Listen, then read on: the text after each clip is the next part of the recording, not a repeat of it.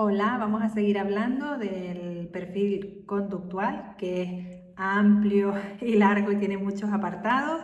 Y hoy vamos a hablar que algo que va a ser muy recurrente cuando estemos metidos ya dentro de los programas del de alimentación, del de autolesiones y del de heterolesiones.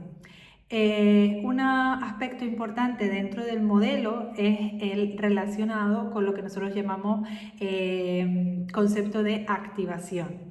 Y hay como dos conceptos, ¿no?, que van a ser en cuanto a conducta expresada muy similares. Uno va a ser el concepto de activación y otro va a ser el concepto de regulación o aspectos sensoriales. Ambos producen un exceso o un aumento de esa actividad fisiológica que tenemos a nivel interno, pero se van a producir por cuestiones distintas.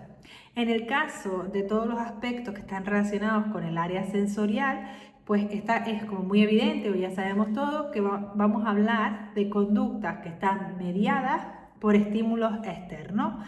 Es decir, hay una serie de estímulos que aparecen y esos estímulos entran en contacto con nuestros receptores sensoriales, sean de la índole que sean, y generan una serie de sensaciones.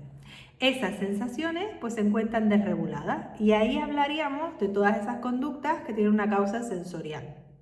Puede ser con cualquiera de los sentidos, pero siempre hay como una interacción con el ambiente externo. Y esa interacción con el ambiente externo provoca el que tengamos determinadas sensaciones y que se desregule la persona.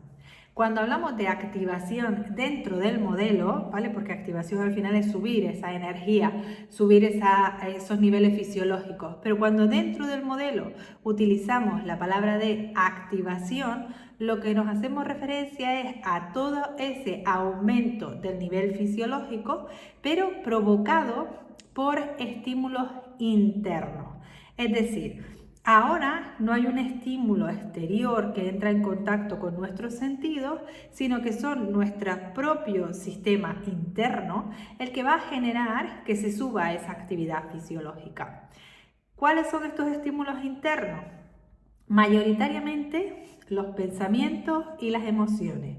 Hay muchas conductas que vamos a ver en las personas autistas que están relacionadas con un aumento de la actividad fisiológica, no por causas sensoriales, sino por los pensamientos. ¿Son pensamientos de rumiación como ocurrirían en otras personas? Pues en algunos casos sí, pero muchas veces van a ser pensamientos relacionados con imágenes que repiten de manera continuada y esa repetición continuada genera una excitación y genera ese aumento de activación al que hacemos referencia. ¿Vale? Entonces, cuando nosotros estamos hablando de activación, conductas provocadas por activación, hablamos de esa gestión del exceso de actividad fisiológica que se está produciendo, bien por pensamientos, que van a ser imágenes mentales repetitivas o secuencias de situaciones que me agradan, que vuelvo a ver una y otra vez, dibujos animados, películas, etc. Y esa repetición continuada hace que mi sistema se excite, ¿vale? Esta excitación se va a producir tanto por eso como por conductas que yo ejecuto, por la deambulación, por una estereotipia vocálica, por conductas repetitivas que empiezan a provocar aumento de los niveles de actividad. Luego tenemos que tener claro estímulos externos, estímulos internos, porque dentro de los programas vamos a diferenciar aquellas conductas que tienen una base más de carácter externa o de interacción externa, de aquellas que tienen una conducta más de carácter interno o de activación interna. Eso es como la fase inicial para entrar en todo lo que tiene que ver con conducta, una vez que ya hemos visto pues esa parte de los comportamientos básicos. ¿Qué conductas o qué técnicas conductuales son las que más vamos a utilizar o de las que más vamos a hablar a lo largo del trabajo del modelo? Principalmente vamos a hablar de algunas, las iremos viendo con detenimiento, pero principalmente vamos a hablar de la extinción, Va a ser una técnica que vamos a utilizar mucho y que veremos que no se debe usar de manera tan libre como se está utilizando en la práctica diaria. Vamos a hablar de la habituación o la exposición. Vamos a hablar de los programas de refuerzo, ¿vale? Y vamos a hablar de la sobrecorrección. Estos van a ser algunas de las técnicas que más vamos a utilizar. Hay muchísimas técnicas conductuales y en algunos casos utilizaremos otras, pero principalmente vamos a hacer estas, ¿vale? Los procesos de extinción, pues todo el mundo sabe que es el no prestar atención a algo, a una conducta determinada, para que esa conducta se debilite y desaparezca. Cuando queremos llevar a cabo un proceso de extinción, tenemos que contar con la posibilidad de extinguir realmente el comportamiento. ¿Qué significa esto? Que tenemos que contar con que podemos realmente retirar la atención de ese comportamiento en todos los ambientes. Esto ya resulta mucho más complejo y es bueno utilizar la extinción cuando las personas que están actuando alrededor de la persona tienen mucha conciencia y pueden hacer una gestión buena de sus procesos atencionales o de conductas que sean en exclusiva en un ambiente. Si tenemos personas que no pueden controlar bien su atención o estamos en ambientes donde hay, por ejemplo, muchos más niños y van a estar prestando atención a las conductas, no deberíamos de utilizar esta técnica como la primera de nuestra elección. Tendríamos que buscar otro tipo de trabajo conductual. La exposición se utiliza mucho en todo lo que tiene que ver con los trabajos sensoriales, ¿vale? Y es fragmentar el trabajo o el proceso de acercamiento a un estímulo aversivo en pasos muy pequeñitos que permitan la adaptación, reforzando esa adaptación para conseguir la adaptabilidad del sistema a un estímulo aversivo. Esa sería la definición de esa exposición progresiva, ¿vale?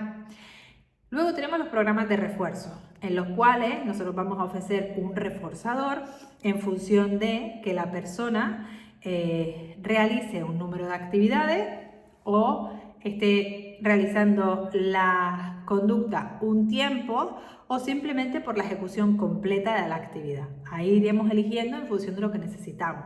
Por ejemplo, para insertar lo que habíamos visto de la espera, del silencio, utilizamos programas de refuerzo por tiempo, ¿vale? Que se llaman de intervalo.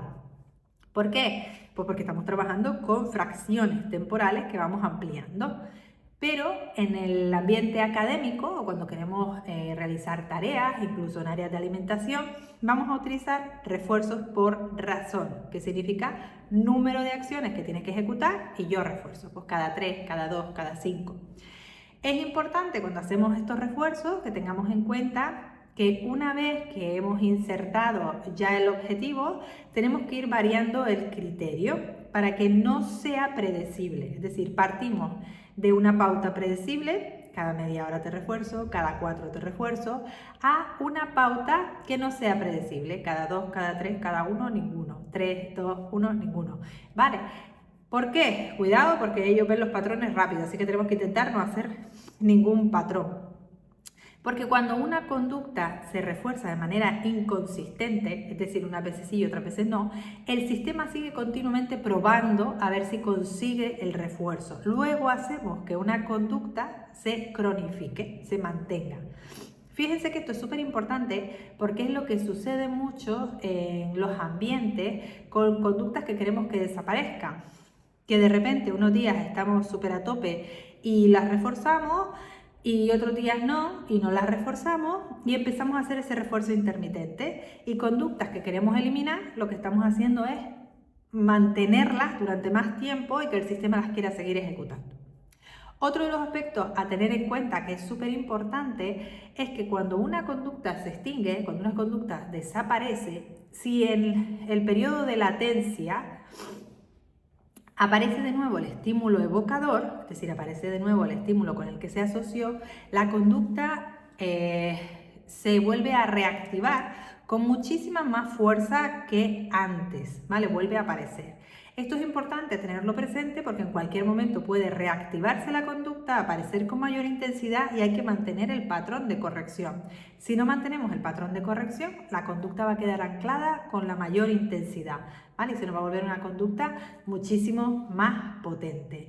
Y luego veremos algunas otras técnicas en áreas de autonomía y en otras áreas como el encadenamiento, el modelado,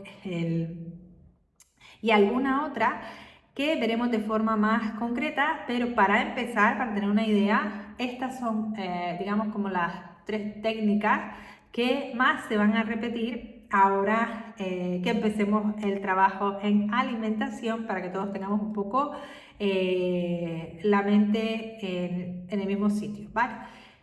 Aspectos súper importantes a tener en cuenta de conducta: la reactivación de la conducta y el refuerzo intermitente, ¿vale? Si reforzamos de manera intermitente, la conducta se mantiene, se hace resistente, y la reactivación de la conducta es un proceso que tiene que estar siempre en nuestra cabeza, porque si una conducta reaparece con mayor intensidad, es que se reactivó. Luego tenemos que buscar quién o qué la pudo reactivar y tenemos que mantener el patrón de corrección anterior, porque si no se nos ancla con mayor intensidad. Cualquier duda, escribimos en los comentarios. Un saludo.